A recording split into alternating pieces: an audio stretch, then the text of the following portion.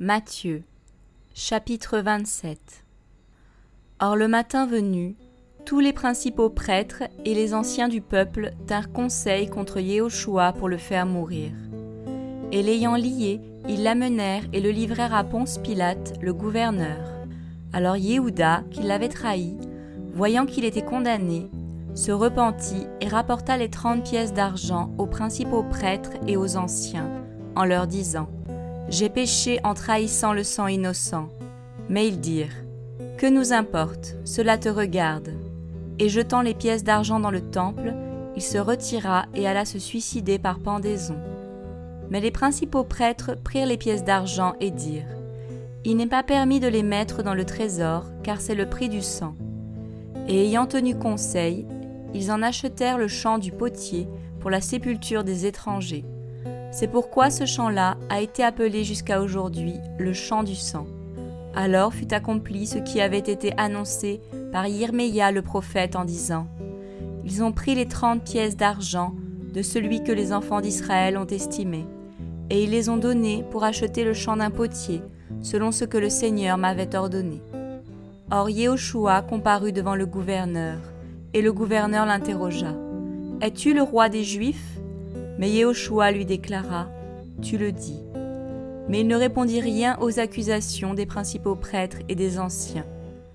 Alors Pilate lui dit : « N'entends-tu pas de combien de choses il t'accuse ? » Mais il ne lui donna de réponse sur aucune parole, ce qui étonna beaucoup le gouverneur.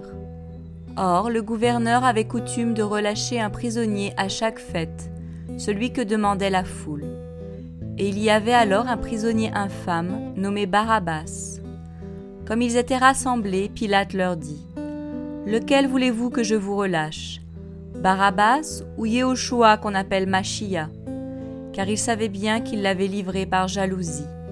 Et pendant qu'il siégeait au tribunal, sa femme envoya quelqu'un pour lui dire : « Qu'il n'y ait rien entre toi et ce juste, car j'ai beaucoup souffert aujourd'hui en rêve à cause de lui. » Mais les principaux prêtres et les anciens persuadèrent la multitude du peuple de demander Barabbas et de faire périr Yehoshua. Et le gouverneur, prenant la parole, leur dit : « Lequel des deux voulez-vous que je vous relâche ? » Et ils dirent : « Barabbas. » Pilate leur dit : « Que ferai-je donc de Yehoshua qu'on appelle Machia ? » Ils lui disent tous : « Qu'il soit crucifié. » Et le gouverneur leur dit : « Mais quel mal a-t-il fait ? » Et ils crièrent encore plus fort en disant : « Qu'il soit crucifié. » Alors Pilate, voyant qu'il ne gagnait rien, mais que le tumulte s'augmentait, prit de l'eau et lava ses mains devant le peuple en disant : « Je suis innocent du sang de ce juste, cela vous regarde. » Et tout le peuple répondit en disant : « Que son sang retombe sur nous et sur nos enfants. » Alors il leur relâcha Barabbas, et après avoir fait fouetter Yehoshua, il le leur livra pour qu'il soit crucifié. Alors les soldats du gouverneur amenèrent Yehoshua dans le prétoire et rassemblèrent devant lui toute la cohorte. Et après l'avoir dépouillé, ils le revêtirent d'un manteau d'écarlate. Puis, ayant fait une couronne d'épines entrelacées, ils la mirent sur sa tête et ils lui mirent un roseau dans la main droite. Et s'agenouillant devant lui, ils se moquaient de lui en disant : « Nous te saluons, roi des Juifs. » Et ils crachaient contre lui, prenaient le roseau et frappaient sur sa tête. Après s'être ainsi moqués de lui, ils lui ôtèrent le manteau et lui remirent ses propres vêtements, et l'amenèrent pour le crucifier. Or, comme ils sortaient, ils rencontrèrent un homme de Cyrène appelé Shimon, et ils le forcèrent à porter sa croix. Et étant arrivés au lieu appelé Golgotha, c'est-à-dire le lieu du crâne, ils lui donnèrent à boire du vinaigre mêlé avec du fiel. Mais quand il l'eut goûté, il ne voulut pas boire.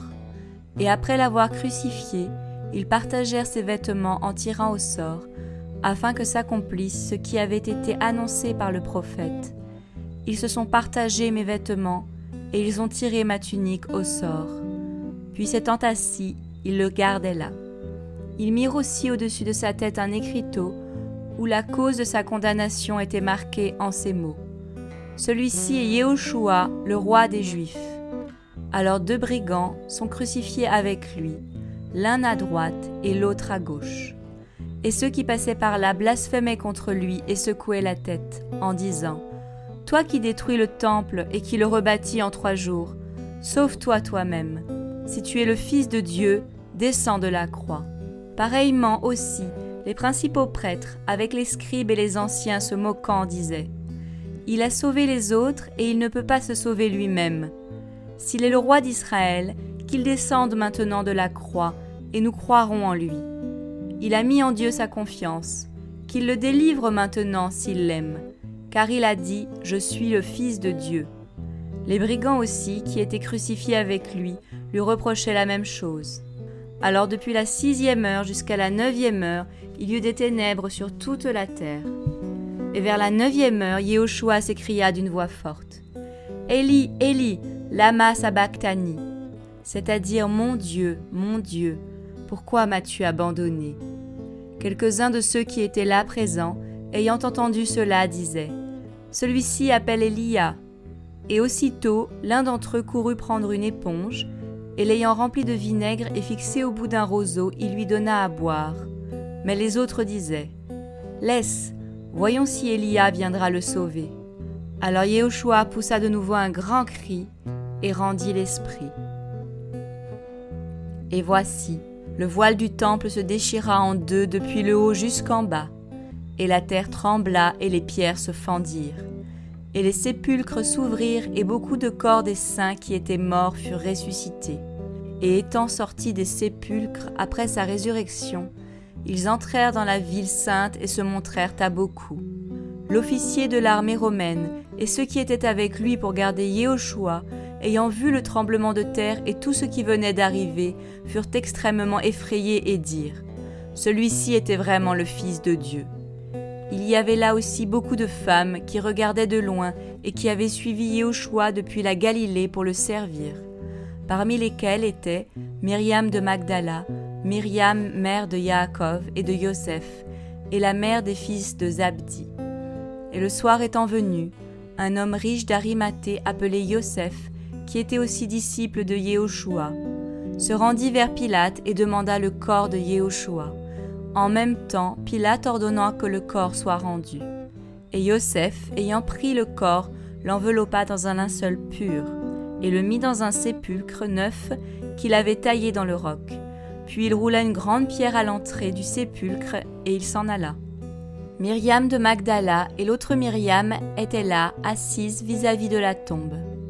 Or le lendemain, qui est après la préparation du Shabbat, les principaux prêtres et les pharisiens allèrent ensemble auprès de Pilate et dirent « Seigneur, nous nous sommes souvenus que ce trompeur disait quand il était encore en vie « Après 3 jours je ressusciterai.